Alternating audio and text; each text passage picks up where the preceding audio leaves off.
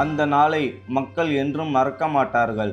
அப்பாவி மக்களின் உயிர்களை காவு வாங்கி அதில் ஆனந்தம் கண்ட கொடூர மனப்பான்மை கொண்ட ஆங்கிலேய ஆட்சியில் நடந்த நிகழ்வுகளை நாம் திரும்பி பார்க்கும்போது கரையாத கல் நெஞ்சம் கூட ஒரு நொடி கரைந்துவிடும். 1919 ஏப்ரல் 13 அன்று வைசாகி நாளை கொண்டாட ஜாலியன் வாலாபாக் திடலில் மக்கள் கூடியிருந்தனர். அந்த கூட்டத்தில் ஆங்கில ஆட்சிக்கு எதிராகவும் ஆங்கில ஆட்சியில் கொண்டு வரப்பட்ட ரவுலாட் சட்டத்தை எதிர்த்தும் சுதந்திர போராட்ட தியாகிகளும் அகிம்சை முறையில் அங்கு போராடி கொண்டிருந்தனர். அடக்கி ஆளும் ஆங்கிலேயர்களின் ஆட்சி அதிகாரத்தை முடிவு கட்ட வேண்டும் என மக்கள் ஒன்றாக ஓங்கி குரல் எழுப்பிக் கொண்டிருந்தனர். திடீரென 50க்கும் மேற்பட்ட இராணுவத்தினர் மக்களுக்கு எதிராக கூடினர். கைகளில் துப்பாக்கி ஏந்தி வந்த இராணுவ வீரர்களை கண்டு மக்கள் குழப்பத்தில் இருந்தனர். எதனால் இராணுவத்தினர் வந்தனர் என மக்கள் யோசித்துக் கொண்டிருக்கும் நேரத்தில் திடலில் உள்ள அனைத்து மதிர்ச்சுவர்களும் மூடப்பட்டன. அப்போது அங்கு வந்த இராணுவ தலைமை அதிகாரியான brigadier general Reginald Edward Harry Dyer இராணுவ வீரர்களை பார்த்து மக்களை சுட்டுத்தள்ள உத்தரவிட்டான். அந்த கொடூரன் பேச்சை கேட்ட இராணுவ வீரர்களும் கூடியிருந்தவர்கள் மீது துப்பாக்கியால் சரமாரியாக சுடத் தொடங்கினர். துப்பாக்கி சூட்டால் கொத்து கொத்தாக மக்கள் கொல்லப்பட்டனர். பலர் உயிருக்கு பயந்து கிணற்றில் குதித்து தங்களது உயிரை இழந்தனர். இன்னும் சிலரோ மதிர்ச்சுவரை ஏறி தப்பிக்க நினைத்து ஆங்கிலேய இராணுவ துப்பாக்கிக்கு இரையாகினர். 10 நிமிடங்கள் நிகழ்ந்த இத்துப்பாக்கி சூட்டில் கூட்ட நெரிசலில் உயிரிழந்தோர் என 1000க்கும் அதிகமானோர் கொல்லப்பட்டதாகவும் 1100க்கும் அதிகமானோர் காயமடைந்ததாகவும் வரலாற்று ஆய்வாளர்கள் கூறுகின்றனர்.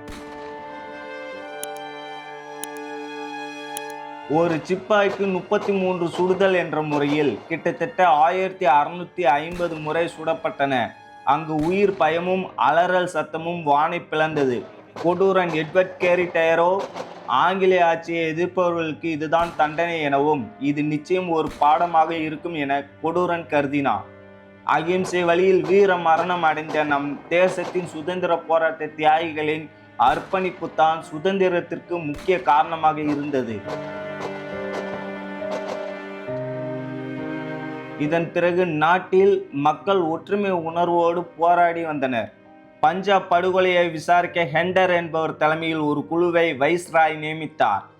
டயர் விசாரணைக்கு ஆஜரானார். 1919 ஆகஸ்ட் 25 அன்று general Dyer general staff division என்னும் இராணுவ மேலதிகாரி நிலையத்திற்கு சமர்ப்பித்த வாக்குமூலத்தில், நான் சுட்டேன், கூட்டம் சிதறி போகும் வரை சுட்டு கொண்டிருந்தேன், மக்களின் நெஞ்சிலே எவ்வளவு பெருந்தாக்கம் ஏற்படுத்த வேண்டும் என்று எண்ணம் கொண்டேனோ அதன்படிக்கு அத்தனை அதிகம் சுடவில்லை என்று தான் நினைக்கிறேன். என்னிடம் மட்டும் இன்னும் கூடுதலான படையாட்கள் இருந்திருந்தால் அப்படிப்பட்டோர் மற்றும் இறந்தவர்களின் எண்ணிக்கை இன்னும் கூடுதலாக இருந்திருக்கும்.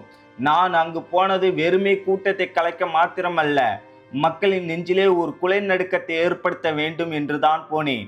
அங்கு கூடியிருந்தவர்கள் நெஞ்சில் மட்டுமல்ல, பஞ்சாப் முழுவதும் ஆன எல்லோருக்கும் குலை நடுக்கம் தோன்ற வேண்டும் என்று தான் சுட்டு கொண்டிருந்தேன்.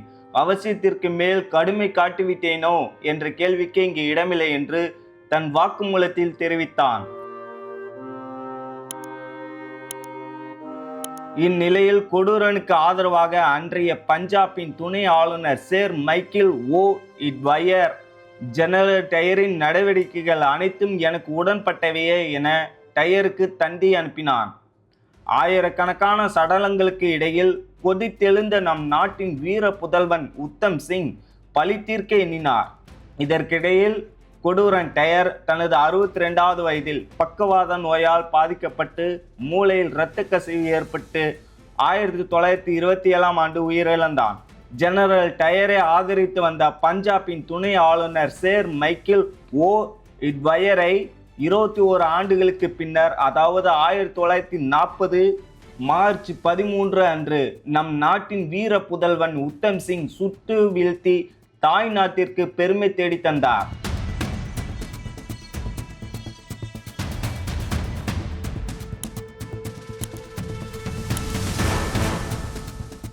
லண்டனில் ஆங்கில விசாரணை குழுவிற்கு ஆஜரான உத்தம் சிங்கிற்கு தூக்கு தண்டனை அளிக்கப்பட்டது.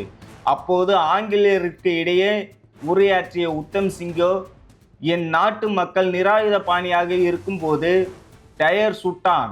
நானோ 21 ஆண்டுகளுக்கு பின்னர் அதற்கு பழி தீர்த்தேன்.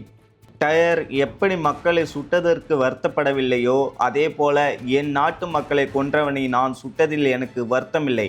என் மக்களுக்காக என் உயிர் பிரிவது எனக்கு மகிழ்ச்சிதான். ஆங்கிலேயர்கள் எவ்வளவு நாட்கள் என் நாட்டை அடிமையாக்கி வாழ்வீர்கள்? ஒரு நாள் என் தாய் நாடும் சுதந்திரம் அடையும், என் மக்களும் சுதந்திர காற்றை சுவாசிப்பார்கள்.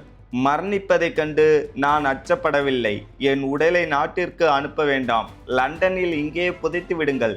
ஒரு இந்தியனாக 6 அடி நிலத்தை அபகரித்து கொண்டதாக உங்களுக்கு ஒரு மாறாத அவமானமாக அமையட்டும் என்றார்.